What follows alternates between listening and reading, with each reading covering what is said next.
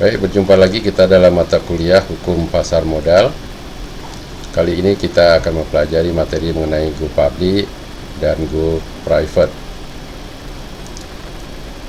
Nah, tentunya setelah kita mempelajari mengenai pasar modal dan proses go public, artinya proses dari suatu PT tertutup menjadi sebuah PT terbuka, ya, setelah melakukan go public. Dan kemudian apakah perusahaan yang go public itu bisa kembali menjadi suatu perusahaan atau perseroan terbatas tertutup yang kita sebut dengan istilah go private, ya. Nah, kita lihat bagaimana proses dan mekanismenya manakala perusahaan go public itu akan kembali, ya, merubah dirinya menjadi perseroan terbatas tertutup yang disebut dengan istilah melakukan go private. Nah, jadi pelaku bisnis ya memang dalam prakteknya pasti akan memerlukan atau menggunakan badan usaha, ya, sebagai media yang tepat sesuai dengan maksud dan kebutuhan bisnisnya.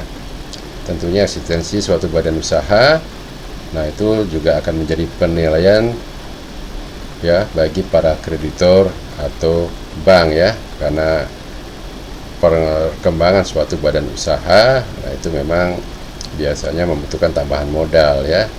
Nah, tambahan modal itu, nah tentunya pasti dari kreditor, ya, atau bank pada umumnya, dan penilaian dari kreditor atau bank terhadap eksistensi atau performan dari badan usaha ini itu menjadi sesuatu yang penting, ya. Nah, semakin tinggi kredibilitas yang dimiliki suatu badan usaha, maka semakin banyak pula sumber pendanaan yang dapat dipilih, ya. Nah, itu jadi kalau perusahaan itu menunjukkan kinerja yang bagus, ya, nah awalnya dia percaya oleh satu bank, kemudian percaya oleh bank yang lain dan seterusnya. Nah, para kreditor yang lain itu juga biasanya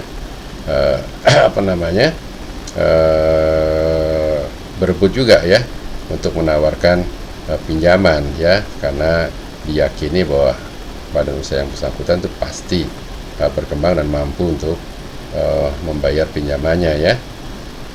Nah, ada beberapa bentuk badan usaha yang dapat kita temukan di Indonesia. Di antaranya ada perusahaan perseorangan, ya, kemudian koperasi, ada persekutuan komanditer atau CV, ada persekutuan firma, dan perseroan terbatas atau PT, ya.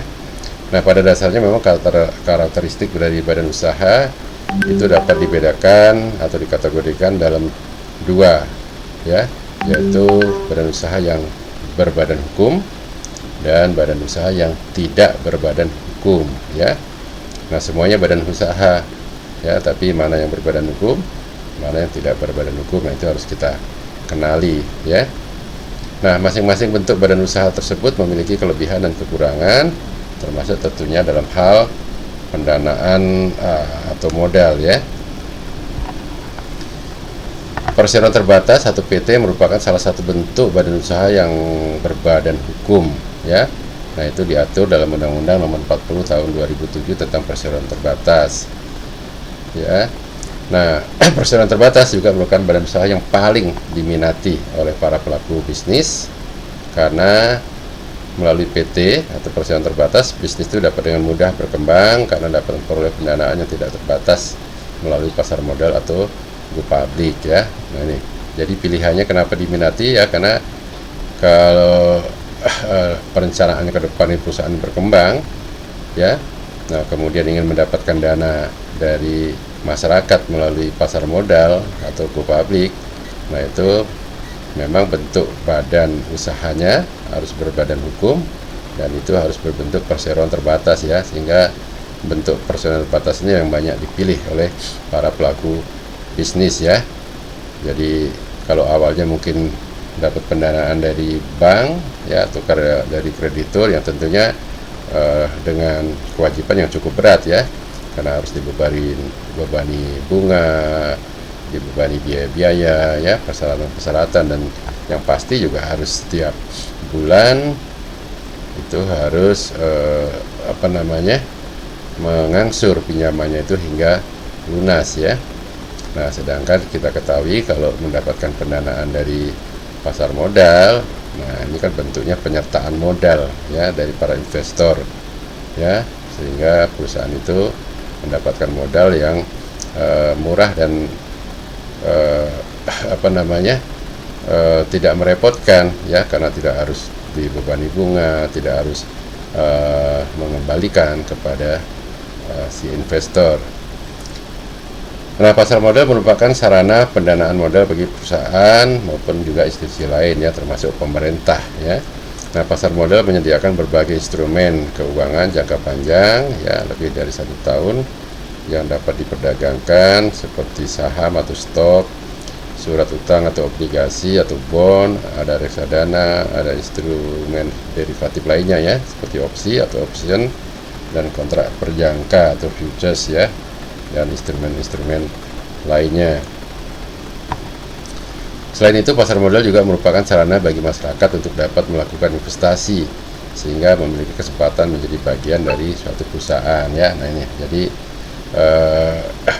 pasar modal ini ya juga di samping menyediakan sarana bagi perseroan terbatas itu mendapatkan modal untuk mengembangkan usahanya atau bisnisnya, juga di sisi lain itu merupakan peluang atau kesempatan bagi masyarakat ya, itu bisa menjadi investor atau dengan kata lain menjadi pemilik atau pemegang saham ya, dan otomatis menjadi bagian dari perusahaan itu sendiri ya. Nah, tercatat sampai pada kuartal ketiga tahun 2020 lebih dari 700 ya perseroan terbatas itu telah menjadi perusahaan publik serta terdaftar sebagai perusahaan tercatat di Bursa Efek Indonesia. Nah, kita coba pahami pengertian perseroan terbatas ya. Mungkin teman-teman sudah mendapatkan materinya di perusahaan, tapi dalam kesempatan ini coba kita kupas sepintas ya mengenai perseroan terbatas. Ya, Undang-Undang Perseroan Terbatas mendefinisikan perseroan terbatas sebagai badan hukum ya. Nah, jadi definisinya sudah langsung dinyatakan bahwa perseroan terbatas adalah badan hukum ya, yang merupakan persekutuan modal. Nah ini, jadi yang bersekutu adalah modal, bukan orang ya. Nah, kalau yang bersekutu orang itu contohnya adalah CV ya, firma, itu yang bersekutu orang. Tapi kalau dalam perseroan terbatas yang bersekutu itu adalah modal ya, yang didirikan berdasarkan perjanjian, melakukan kegiatan usaha dengan modal dasar yang seluruhnya terbagi dalam saham dan memenuhi persyaratan yang ditetapkan dalam undang-undang ini serta peraturan pelaksanaannya ya. Jadi badan hukum yang bersekutu adalah modal, nah, didirikan berdasarkan perjanjian ya. Nah, perjanjiannya itu harus dibuat di hadapan notaris ya, dengan akte pendirian perseroan terbatas ya, yang formatnya itu sudah terstandarisasi oleh pemerintah ya, dan hampir sebagian besar tentunya anggaran dasar dari pendirian PT ya, yang menjadi perjanjian di antara para pendirinya ya, yang menyetorkan modal dalam PT itu. Nah, itu mengacu kepada Undang-Undang PT ya. Nah, selanjutnya ya ASIHADI ya tahun 2005 mendefinisikan perseroan terbatas sebagai suatu bentuk usaha berbadan hukum yang pada awalnya ya, dulu ini zaman Belanda, karena kita memang jajahan Belanda, jadi bentuk badan usaha perseroan terbatas ini zaman dulu dikenal sebagai NV ya. Kita mungkin masih pernah atau mendengar ya perusahaan-perusahaan Belanda. Nah, itu disebut NV, ada NV ini, ada NV itu ya. Nah, itu pengertiannya adalah sama dengan perseroan terbatas pada saat ini ya. Nah, NV itu kepanjangan dari Namens Vennootschap ya, jadi sama artinya perusahaan terbatas Nah, istilah terbatas ini itu memiliki pengertian bahwa tanggung jawab pemegang saham hanya terbatas pada nominal saham-saham yang dimilikinya di dalam perseroan. Berdasarkan pengertian tersebut, dapat diketahui bahwa perseroan terbatas merupakan suatu badan usaha berbadan hukum yang didirikan oleh minimal 2 orang ya, karena dasarnya perjanjian ya. Jadi pasti janji itu antara 2 orang minimal ya. Di mana kepemilikan modal perseroan terdiri atas saham-saham dan pemegang sahamnya memiliki bagian dan tanggung jawab atas perseroan hanya sebatas atau sebanyak saham yang dimiliki ya. Nah, itu pengertian terbatas. Jadi tanggung jawabnya itu hanya terbatas kepada jumlah saham yang dimiliki ya oleh para pemegang sahamnya.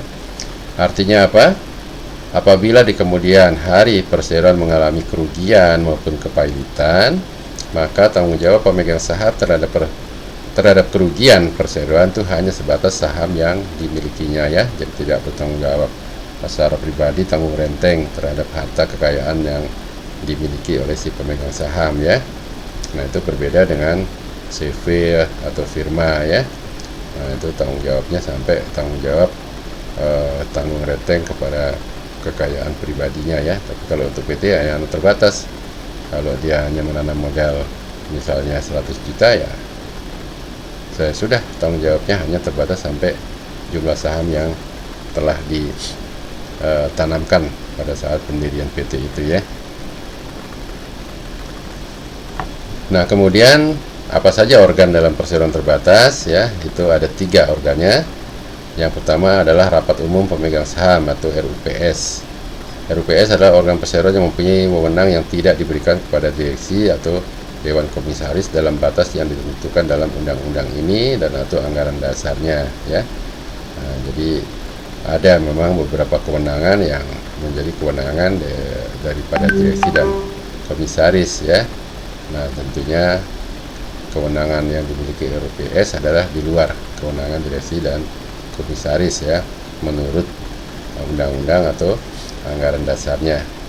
Sejatinya RUPS merupakan sebuah forum bagi pemegang saham untuk menyampaikan pendapat, pertanyaan, dan memberikan suara, serta memiliki hak untuk berkontribusi dalam pengambilan keputusan yang berkaitan dengan kebijakan-kebijakan strategis perusahaan ya.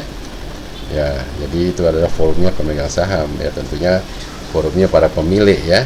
Nah, pemilik yang akan memberikan masukan-masukan pendapat terhadap kinerja dari direksi dan komisaris ya. Nah, biasanya memang forum itu bisa menyampaikan pendapat ya, pertanyaan, atau memberikan masukan-masukan atau kontribusi ya yang harus dilaksanakan itu, dan selanjutnya menjadi keputusan RUPS yang harus dilaksanakan oleh direksi dan komisaris ya. Nah, RUPS memiliki wewenang untuk satu, mengangkat, mengevaluasi dan menghentikan anggota dewan komisaris maupun direksi ya. Itu. Jadi kalau direksi komisaris kemudian dianggap tidak mampu atau tidak melaksanakan apa yang menjadi keputusan dari para pemegang saham melalui RUPS ya, tentunya para pemegang saham melalui RUPS bisa memberhentikan ya, atau kemudian mengangkat mungkin direksi komisaris yang lainnya atau yang baru. Yang kedua, kewenangannya adalah menyetujui perubahan anggaran dasar ya. Jadi kalau ada perubahan anggaran dasar yang sifatnya tentunya tidak bertentangan dengan undang-undang PT ya, misalnya pengaturan bagaimana direksi jika ingin melakukan penanaman modal di perusahaan lain, atau berpatungan, atau mendirikan perusahaan baru, atau menjual sebagian besar aset perusahaan ya, atau melakukan pinjaman kepada kreditur. Nah, itu boleh dirubah anggaran dasarnya ya, termasuk misalnya ada perubahan susunan pengurus, direksi, jual beli sahamnya, kemudian merubah yang sehingga menyebabkan perubahan susunan pemegang saham ya. Kewenangan yang ketiga, menyetujui penambahan dan pengurangan modal perseroan. Yang keempat, menyetujui rencana kerja yang diajukan oleh direksi ya. Nah, jadi direksi itu harus mengajukan rencana kerja kepada RUPS dan disetujui RUPS, yang kemudian itu harus dilaksanakan oleh direksi dan diawasi oleh komisaris ya. Yang kelima, menetapkan gaji tunjangan direksi maupun dewan komisaris. Yang keenam, menetapkan penggunaan laba bersih ya. Nah, jadi direksi melaporkan bahwa misalnya satu periode tahun takwin ya, biasanya Januari sampai Desember ya, yang dilaporkan paling telat itu sampai 6 bulan kemudian, yang biasanya sih 3 bulan 4 bulan ya, di Maret April sudah dilakukan RUPS. Nah, itu direksi menyampaikan profil laporan keuangannya. Nah, itu ada menyampaikan keuntungan ya, laba. Nah, kemudian RUPS ya, para pemegang saham yang memutuskan bagaimana pembagian laba bersih itu, termasuk ya yang disebut dengan dividen ya. Kemudian termasuk bagaimana tata cara pengambilan dividennya. Yang kedelapan, menyetujui penggabungan, peleburan, pengambil alihan atau pemisahan, pengajuan permohonan kredit, perpanjangan jangka waktu berdirinya, dan juga pembubaran perseroan. Nah, berdasarkan penyelenggaraannya, RUPS itu terdiri dari dua jenis, yaitu RUPS tahunan ya, yang sifatnya wajib ya. Itu diadakan setiap tahun ya, paling lambat 6 bulan setelah tahun tutup buku perseroan ya. Nah, itu tanggal 31 Desember ya, itu dilakukan tutup buku. Dalam pelaksanaan RUPS tahunan, direksi menyampaikan laporan tahunan yang telah ditelaah oleh Dewan Komisaris kepada RUPS. Pada pasal 6 Undang-Undang PT dijelaskan bahwa laporan tahunan yang dimaksud memuat sekurang-kurangnya ada laporan keuangan, laporan kegiatan perseroan, laporan pelaksanaan tanggung jawab sosial dan lingkungan ya, atau yang kita kenal dengan CSR ya, Corporate Social Responsibility. Nah, ini bagusnya di Indonesia, jadi setiap PT itu ada kewajiban sosialnya ya. Nah, sudah adakah yang dilakukan oleh PT ya, misalnya memberikan beasiswa atau mencantuni anak yatim piatu dan seterusnya ya. Nah, kemudian rincian masalah yang timbul selama tahun buku yang mempengaruhi kegiatan usaha perseroan, laporan mengenai tugas pengawasan yang telah dilaksanakan oleh Dewan Komisaris selama tahun buku, kemudian nama anggota direksi dan anggota Dewan Komisaris, gaji dan tunjangan bagi anggota direksi dan gaji atau honorarium tunjangan bagi anggota Dewan Komisaris perseroan untuk tahun yang lampau ya. Nah, kemudian yang kedua itu adalah RUPS lainnya atau dikenal dengan sebutan RUPS luar biasa. RUPS luar biasa adalah rapat umum pemegang saham yang dapat diadakan sewaktu-waktu berdasarkan kebutuhan perseroan ya. Nah, kalau RUPS tahunan tadi wajib diadakan ya setelah tutup buku maksimal 6 bulan kemudian. Tapi kalau RUPS luar biasa itu kapanpun ya, sesuai dengan kebutuhan. Perbedaan RUPS tahunan dan RUPS luar biasa terletak pada waktu dan tujuan pelaksanaannya. RUPS tahunan rutin dilaksanakan setiap tahun sekali dengan tujuan menyampaikan laporan tahunan perseroan, sedangkan RUPS luar biasa diadakan berdasarkan kebutuhan atau urgensi agenda yang akan dibahas dalam forum RUPS luar biasa tersebut ya. Nah, kemudian organ yang kedua adalah direksi. Direksi adalah organ perseroan yang menetapkan rencana kerja dan menjalankan kebijakan perseroan sesuai dengan maksud dan tujuan perseroan, juga mewakili perseroan baik di dalam maupun di luar pengadilan, serta mempertanggungjawabkan kepengurusan kepada RUPS ya, sebagaimana dimaksud dalam Undang-Undang PT. Dalam menjalankan tugas dan wewenang, direksi berada dalam pengawasan dan mendapat saran dari Dewan Komisaris. Selain melaksanakan tugas dan wewenang, direksi juga berkewajiban untuk membuat daftar pemegang saham ya, daftar khusus, risalah RUPS dan risalah direksi. Kemudian yang kedua membuat laporan tahunan, dan yang ketiga memelihara seluruh daftar risalah, dokumen keuangan dan dokumen perseroan lainnya. Nah, sedangkan komisaris, nah sifatnya adalah dewan ya. Jadi komisaris itu dia suatu lembaga ya, suatu dewan ya, sehingga keputusannya haruslah berdasarkan keputusan bersama dari seluruh anggota Dewan Komisaris yang tentunya memenuhi syarat-syarat yang sudah diatur nanti ya dalam Undang-Undang PT atau anggaran dasarnya ya. Jadi Dewan Komisaris adalah organ perseroan yang bertugas melakukan pengawasan terhadap kebijakan kepengurusan yang dilakukan oleh direksi serta bertanggung jawab atas pengawasan dari perseroan. Dewan Komisaris dapat memberikan nasihat ataupun rekomendasi kepada direksi sebagai fungsi dari pengawasan untuk kepentingan perseroan.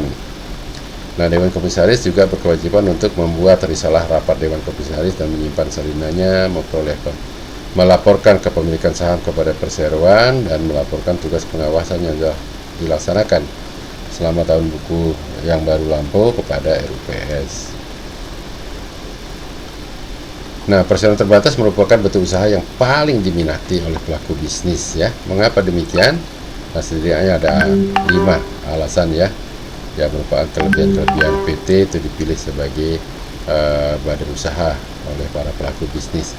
Yang pertama, kemudahan memperoleh pendanaan dan ekspansi usaha ya. Sebagai badan usaha berbadan hukum, PT telah memiliki image positif ya. Jadi begitu bentuknya PT, image-nya sudah positif ya, profesional gitu ya. Sebagai salah satu penilaian dari pihak bank. Pada hakikatnya atau pada praktiknya, bank lebih mempercayai badan usaha yang telah memiliki kredibilitas yang tinggi. Status yang melekat tersebut akan memudahkan PT untuk mendapatkan pinjaman dari pihak bank. Selain melalui pinjaman, sumber pendanaan PT dapat diperoleh melalui pendanaan investor baru ya, jadi mengundang pemegang saham baru untuk masuk sebagai pemegang saham dalam PT itu.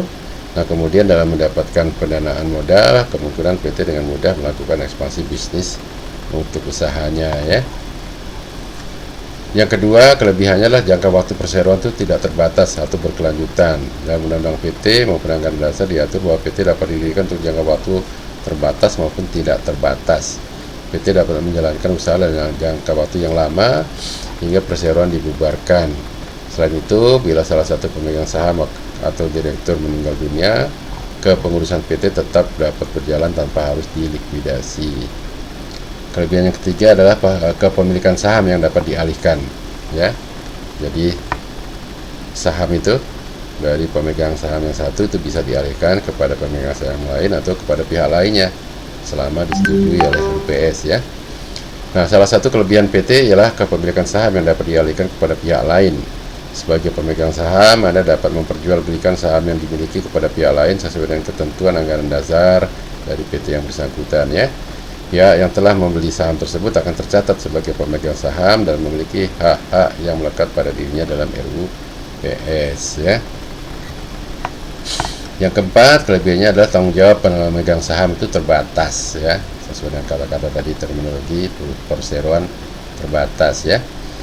PT merupakan badan hukum yang memisahkan antara aset perseroan dengan aset pribadi pemegang saham. Bila perseroan mengalami kerugian atau kepalitan, maka pemegang saham tidak bertanggung jawab atas kerugian tersebut melebihi saham yang dimiliki.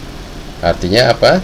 Bahwa harta pribadi pemegang saham tidak akan digunakan untuk melunasi utang perseroan tersebut ya.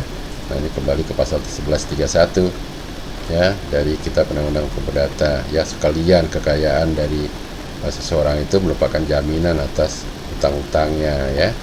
Tapi dengan mendirikan PT, nah itu terbebas ya, bahwa tanggung jawabnya hanya terbatas sebatas saham yang dimiliki ya.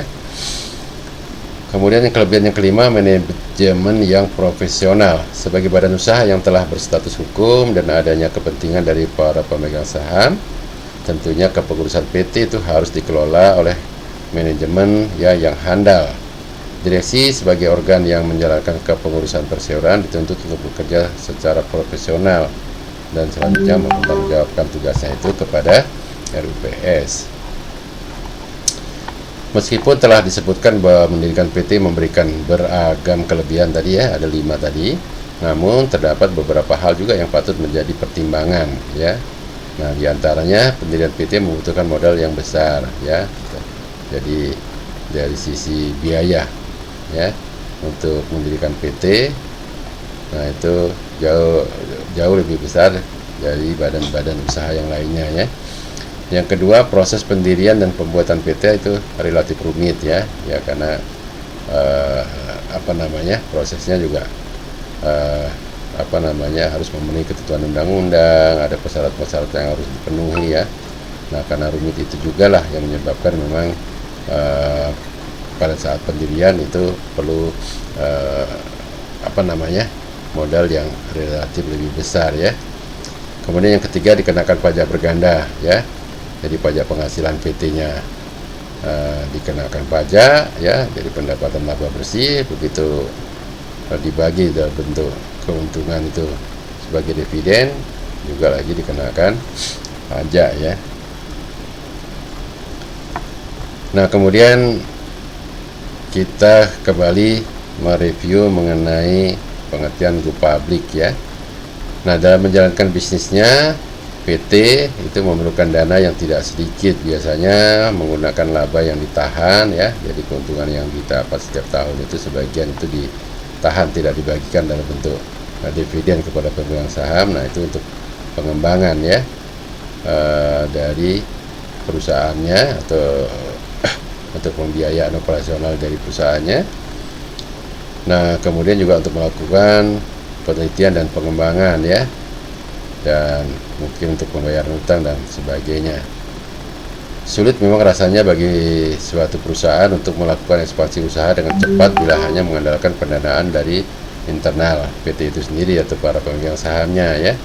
Sehingga langkah logis yang dapat dilakukan perusahaan untuk mendapatkan dana tambahan tanpa menunggu ketersediaan dana operasional dari perusahaan ya, melalui alternatif pendanaan dari luar.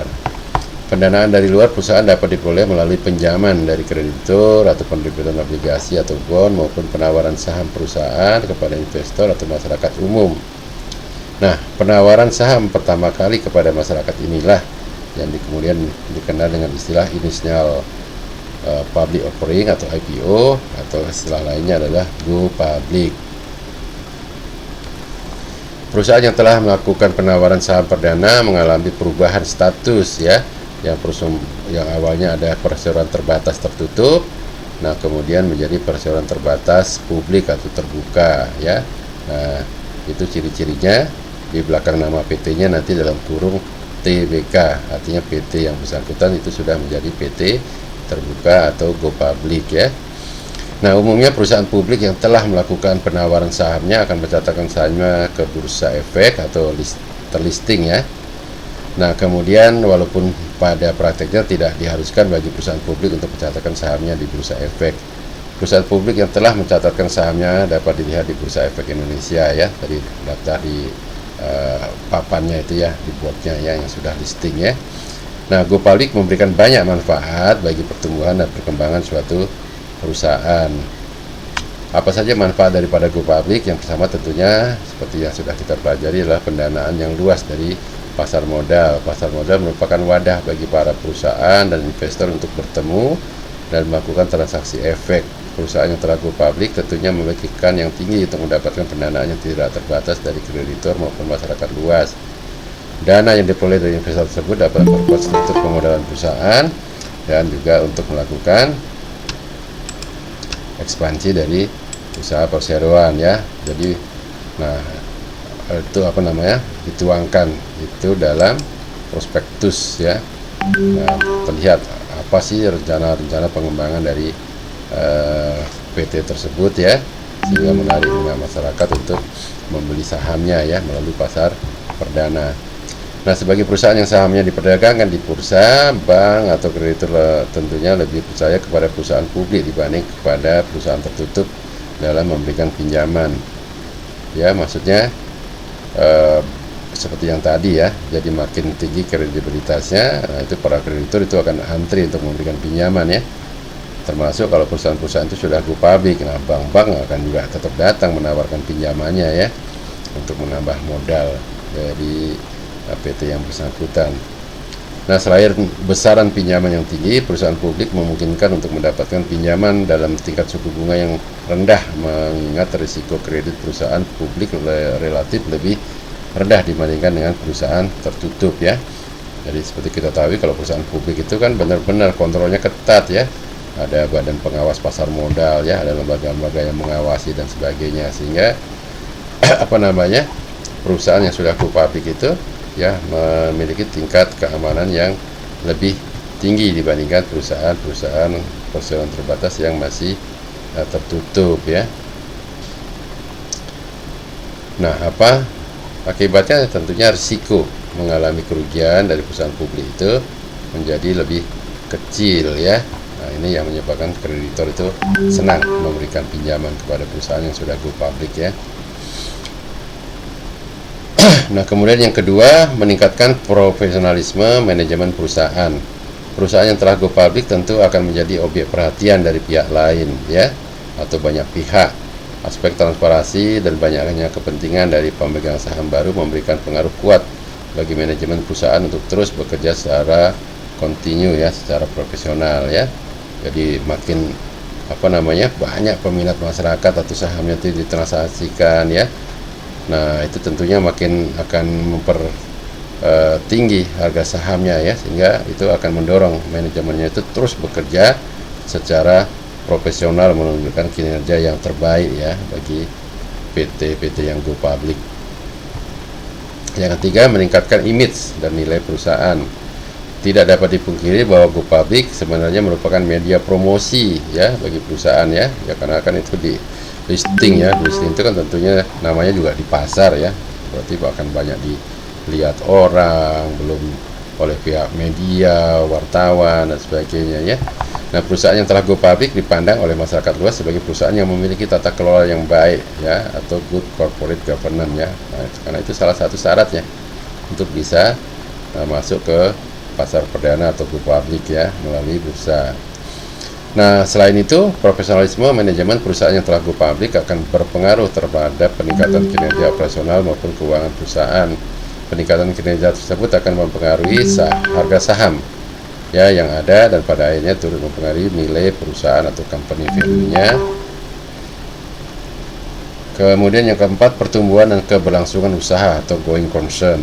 Setelah menjadi perusahaan publik, para pemegang saham dapat dengan mudah membeli dan menjual sahamnya melalui Bursa Efek Indonesia. Kemudian dalam hal pengelolaan perusahaan oleh pihak yang kompeten memberikan rasa aman juga bagi para pemegang saham ya. Nah, khusus untuk di perusahaan-perusahaan publik ya, itu benar-benar ya jajaran direksi dan komisaris itu di di fit and proper juga, diawasi oleh Bapepam ya. Nah, bahkan diwajibkan ada komisaris independen ya, jadi komisaris yang dari pihak luar ya. Nah, itu supaya benar-benar transparansi dan akuntabilitas dan independensi dari kinerja direksi itu benar-benar terpantau secara baik ya. Keuntungan lain menjadi perusahaan publik ialah bila mana di kemudian hari perusahaan mengalami kesulitan atau kegagalan dalam membayar utang kepada kreditur, perusahaan dapat menukarkan sahamnya kepada kreditur untuk membayar utang tersebut ya, debt equity swap. Jadi dialihkan ya utangnya itu menjadi saham kepada kreditur, sehingga kreditur itu juga merasa menjadi aman karena menjadi pemilik dari PT itu sendiri ya. Nah, kemudian tentunya ya kreditur dapat menjual kembali saham tersebut di bursa ya. Jadi utangnya tadi dikonversi atau diswap ya menjadi saham. Nah, dengan saham tadi ya, otomatis si kreditur atau si bank ya bisa memperjualbelikan kepada pihak lain ya melalui bursa.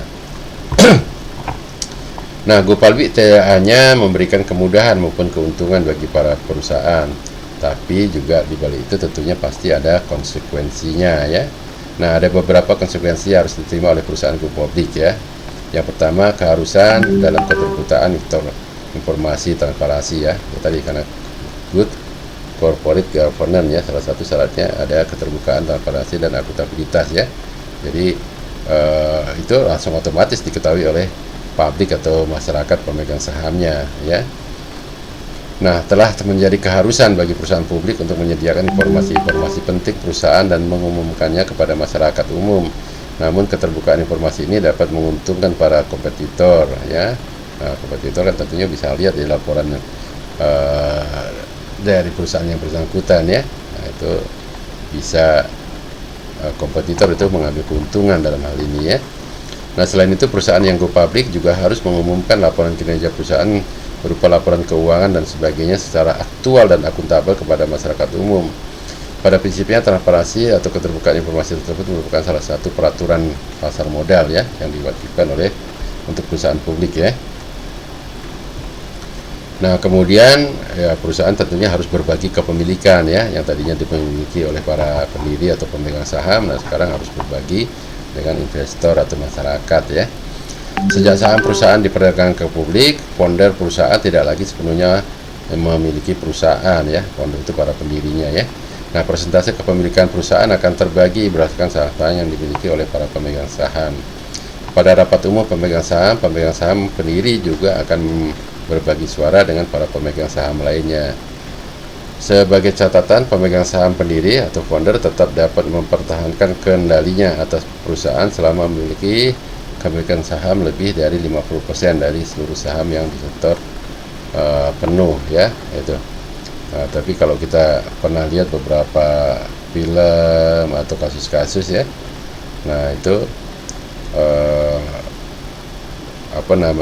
bisa saja, ya, pemegang saham yang satu atau kelompok pemegang saham itu menguasai lebih dari 50% saham yang ada atau yang beredar, ya, sehingga para pendiri ya akhirnya memiliki bargaining yang lemah, ya. Tapi kalau para pendiri atau founder dia tetap bisa menguasai lebih dari 50%, ya tetap founder bisa mengendalikan perusahaan itu, ya, karena ya kan mekanismenya atau sistemnya, ya, kalau terjadi misalnya RUPS, terjadi voting, ya, pengambilan keputusan melalui voting, ya artinya founder bisa memenangkan voting dalam pengambilan keputusan itu, ya.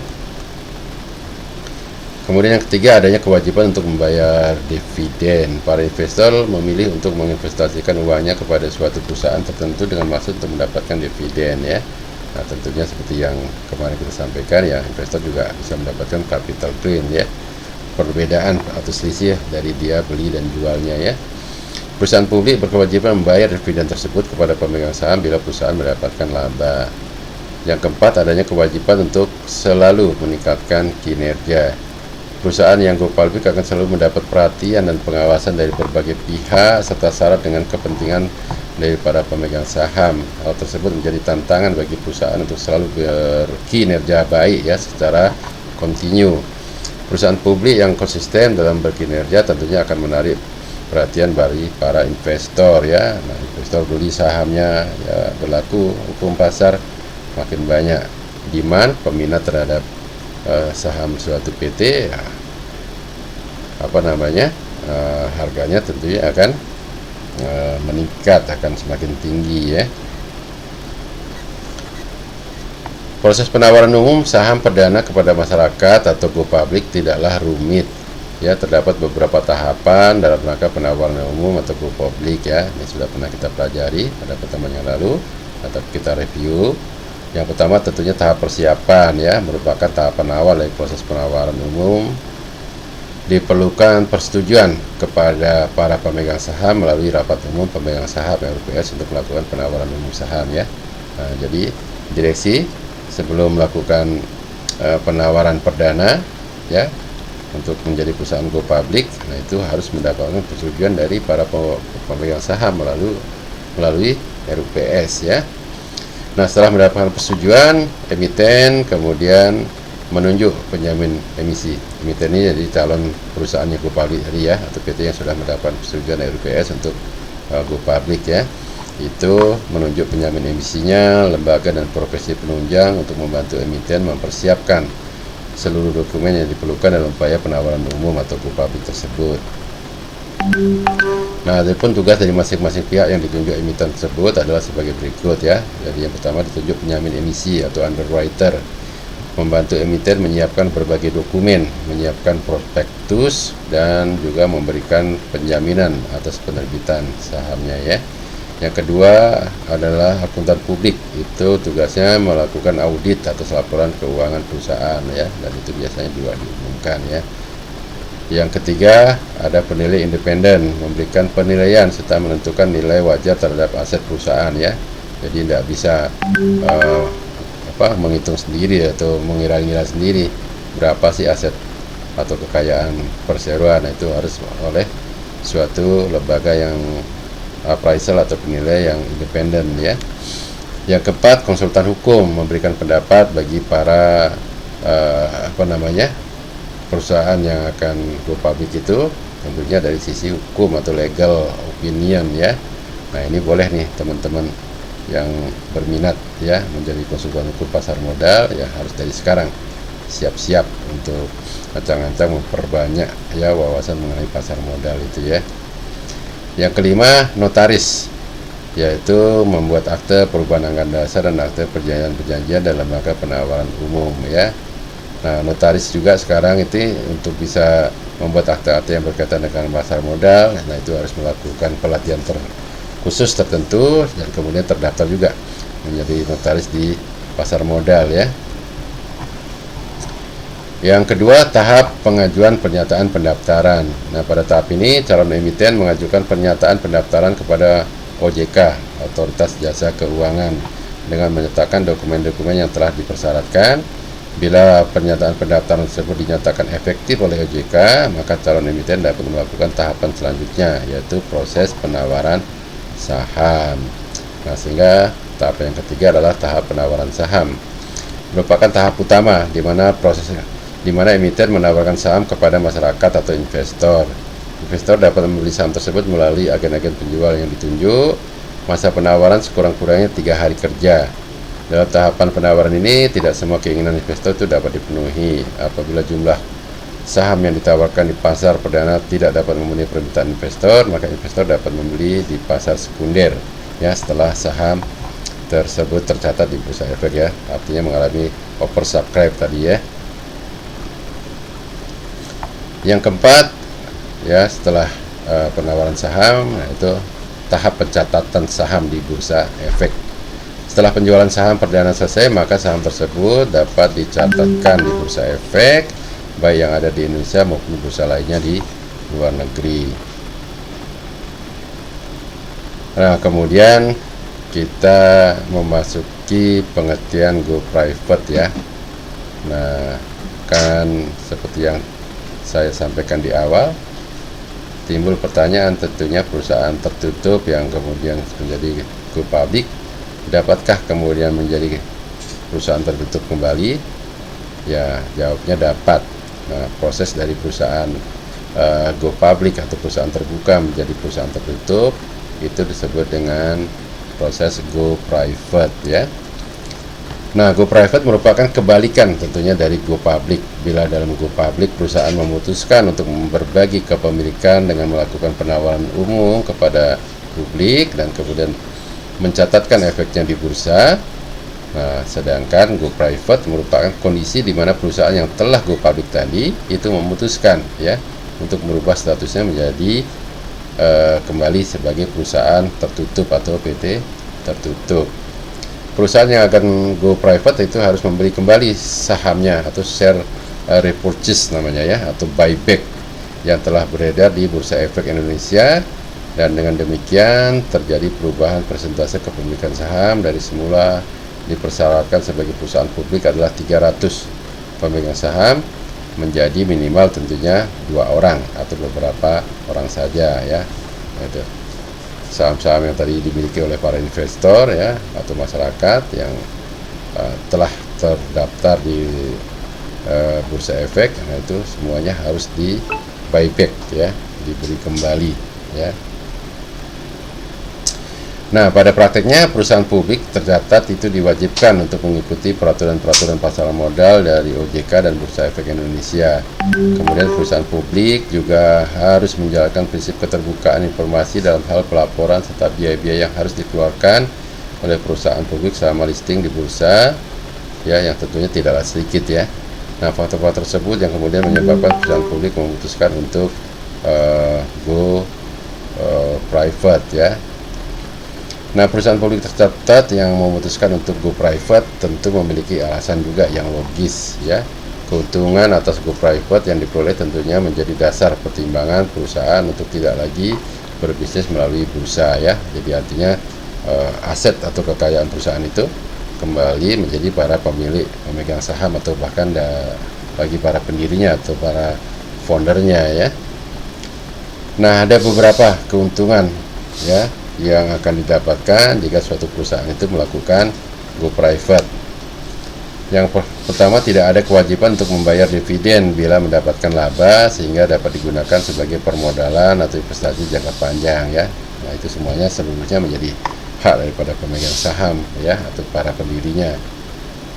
Yang kedua, tidak ada kewajiban untuk melakukan keterbukaan informasi kepada publik atau information disclosure ya, yang dapat menguntungkan kompetitor ya, karena tertutup ya, dia rapatnya ya hanya sebatas tertutup juga, hanya untuk konsumsi para pemegang saham yang ada ya, jadi tidak diumumkan sehingga tidak diintip oleh para kompetitor ya.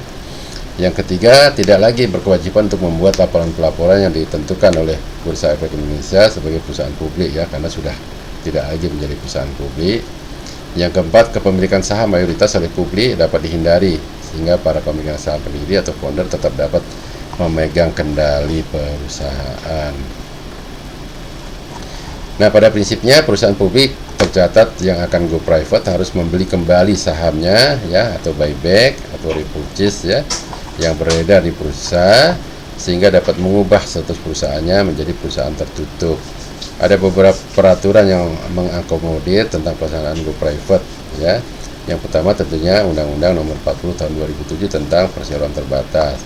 Nah, ini bisa dilihat di pasal 51 ayat 2 telah mengakomodir perubahan status perseroan tertutup menjadi perseroan terbuka ataupun sebaliknya. Perubahan status tersebut harus mendapat persetujuan oleh RUPS dan Menteri Kehakiman Republik Indonesia sebagaimana terdapat dalam pasal 19 ayat 1 dan pasal 21 ayat 1. Selain itu, Undang-Undang PT juga telah mengatur hak para pemegang saham yang merasa dirugikan akibat dari tindakan perseroan sebagai akibat dari keputusan UPS, direksi maupun Dewan Komisaris. Yang kedua, peraturan dari Otoritas Jasa Keuangan atau OJK ya. Yang pertama, pelaksanaan go private akan mengakibatkan benturan kepentingan sehingga melalui peraturan OJK nomor 42 tahun 2020 itu diatur bahwa dalam hal transaksi yang mengakibatkan benturan kepentingan wajib mendapatkan persetujuan oleh pemegang saham independen dalam RUPS. Pemegang saham independen merupakan pemegang saham minoritas ya, memiliki hak untuk tidak menyetujui rencana go private oleh perusahaan ya, jadi tidak semena-mena juga ya, harus diperhatikan para pemegang saham independen ya, atau para pemegang saham yang di luar tentunya daripada founder pendiri atau para pemegang saham semula ya. Yang kedua, setelah mendapatkan persetujuan oleh pemegang saham independen, maka harus dilakukan penawaran tender oleh pemegang saham perusahaan atas saham pemegang saham publik ya. Pelaksanaan penawaran tender telah diakomodir melalui peraturan OJK nomor 54 tahun 2015 tentang penawaran tender sukarela. Peraturan tersebut memuat tentang tata cara dan prosedur penawaran tender serta mengatur tentang harga penawaran tender tersebut ya. Jadi tentunya perusahaan para pemegang saham independen ya. Nah, di luar para pemegang saham asli dari PT itu, nah itu dia boleh melakukan tender berapa sih harga sahamnya, itu harus dihargai ya.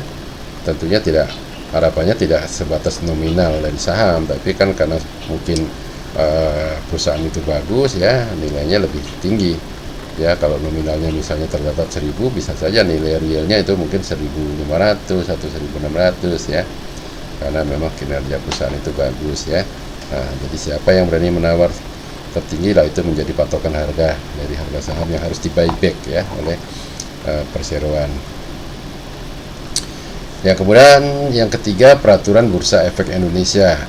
Sebagai perusahaan publik yang hendak go private, maka perusahaan tersebut harus melakukan penghapusan pencatatan sahamnya atau melakukan delisting ya.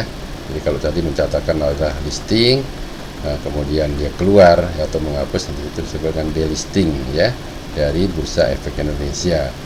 Dalam peraturan Bursa nomor 1 Romawi strip Roma 1 ya, tentang penghapusan pencatatan atau delisting dan pencatatan kembali atau relisting saham di bursa, dijelaskan bahwa penghapusan pencatatan efek di bursa dapat terjadi karena yang pertama, permohonan delisting saham oleh perusahaan tercatat ya, yang disebut dengan voluntary delisting. Jadi ya karena diminta oleh perusahaan itu sendiri ya. Nah, perusahaan publik yang tercatat di bursa dapat mengajukan permohonan untuk delisting atau go private bila memenuhi beberapa persyaratan, yakni perusahaan publik tersebut telah listing di bursa selama sekurang-kurangnya 5 tahun ya. Nah, jadi tidak boleh di bawah 5 tahun melakukan go private ya. Yang kedua, tentunya mendapatkan persetujuan delisting dari oleh RUPS-nya ya. oleh para pemegang sahamnya, ya, termasuk tadi tentunya para pemegang saham independen.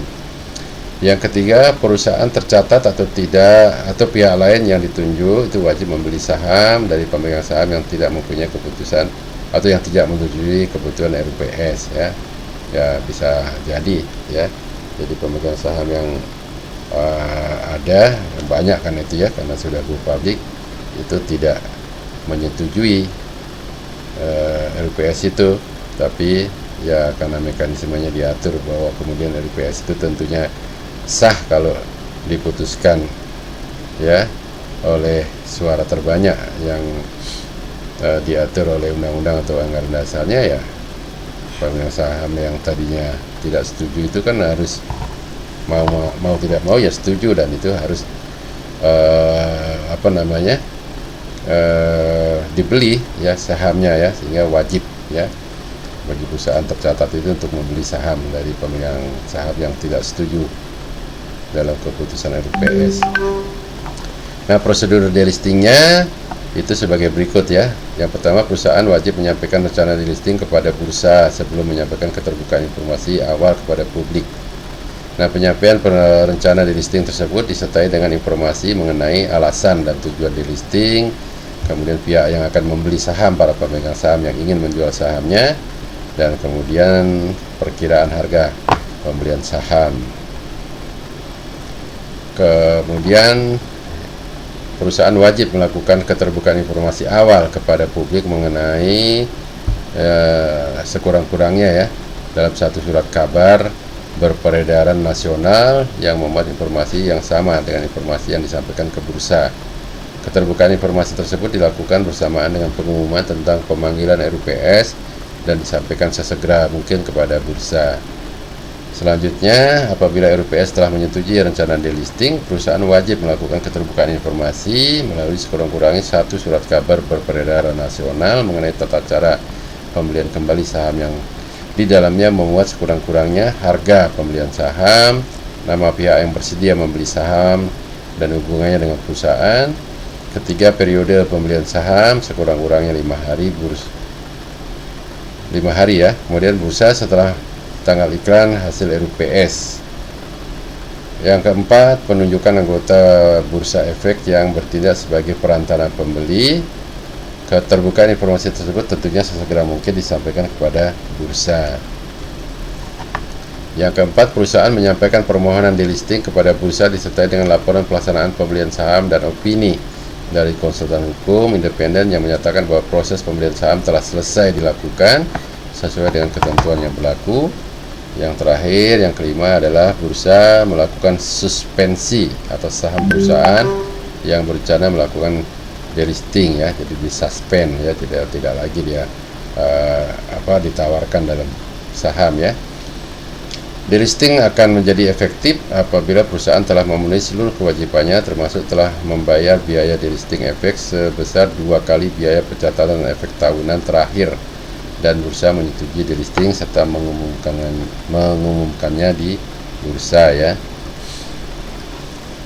Nah, kemudian yang kedua, ada kemungkinan delisting itu dilakukan oleh bursa, ya. Itu sifatnya, ya, karena dipaksa, ya, oleh bursa, makanya disebut dengan forced delisting. Penghapusan pencatatan oleh saham perusahaan oleh bursa dilakukan apabila perusahaan mengalami sekurang-kurangnya salah satu dari kondisi berikut, ya. Yang satu, mengalami kondisi yang secara signifikan berpengaruh negatif terhadap kelangsungan usaha perusahaan, baik secara finansial, hukum, maupun terhadap kelangsungan status perusahaan, dan perusahaan tidak dapat menunjukkan indikasi pemulihan yang memadai, ya. Jadi sudah dianggap sudah tidak ada harapan lagi, ya, untuk bisa berkembang, hopeless. Yang kedua, saham perusahaan hanya diperdagangkan di pasar negosiasi sekurang-kurangnya selama 24 bulan terakhir akibat adanya suspend di pasar reguler dan pasar tunai. Adapun prosedur delisting saham oleh bursa sebagai berikut, ya. Yang pertama, apabila terdapat indikasi sebagaimana dimaksud, maka bursa akan melakukan dengar pendapat dengan perusahaan terkait.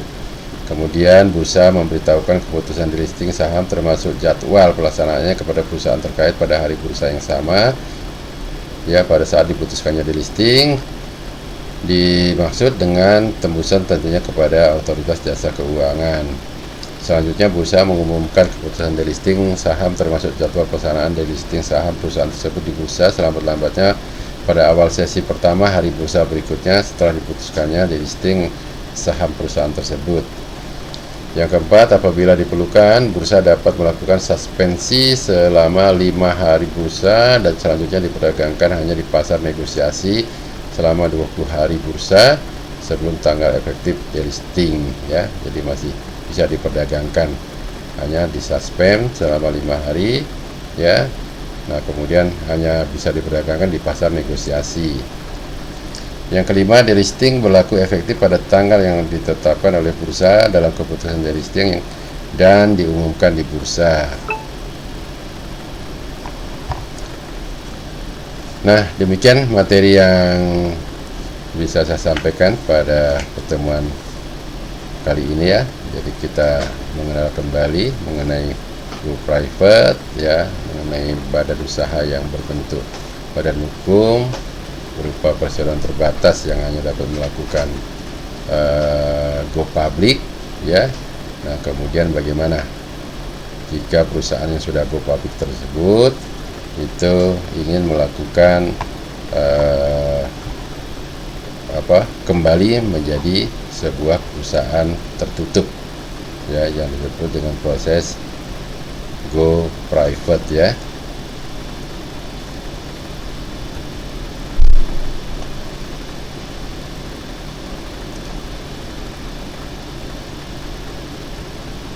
Nah, setidaknya ada 4 keuntungan yang diperoleh oleh perusahaan yang akan go private.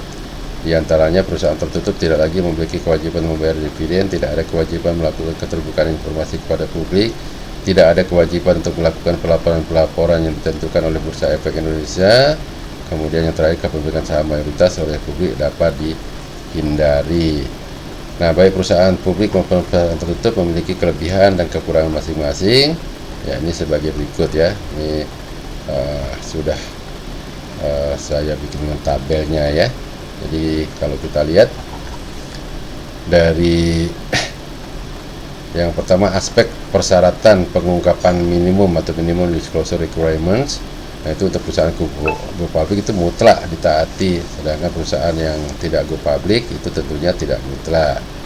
Kemudian untuk aspek jumlah pemegang saham, nah perusahaan go public yaitu minimal, ya, itu 300 orang, artinya harus lebih dari 300 orang, itu baru dinamakan perusahaan publik, ya. Sedangkan kalau perusahaan yang tidak go public itu ya tidak terbatas, ya, minimal 2 dan jumlah yang lainnya itu bisa berapapun, ya. Kemudian dari aspek kewajiban penyampaian laporan atau reguler maupun insidentil, untuk perusahaan go public sifatnya mutlak, untuk perusahaan yang tidak go public sifatnya tidak mutlak. Kemudian dari aspek pemisahan antara pemilik dan manajemen, untuk perusahaan go public merupakan suatu kebutuhan, sedangkan untuk perusahaan yang tidak go public bukan merupakan sesuatu yang mendesak, ya. Nah, kemudian dari aspek pergantian kepemilikan saham, nah di perusahaan go public itu sifatnya tinggi, ya, sedangkan untuk yang tidak go public itu rendah. Dan yang terakhir dari aspek tindakan manajemen, untuk perusahaan go public itu menjadi perhatian masyarakat, ya, karena memang sahamnya itu sebagian sudah dimiliki oleh masyarakat, sedangkan untuk perusahaan tidak go public tentunya tidak selalu menjadi perhatian masyarakat, ya. Nah, ini daftar pustakanya, silakan adik-adik atau teman-teman pelajari dan bisa juga dikembangkan dengan referensi yang lain, ya. Baik, dengan demikian terima kasih atas perhatian teman-teman semua. Sampai jumpa pada materi berikutnya.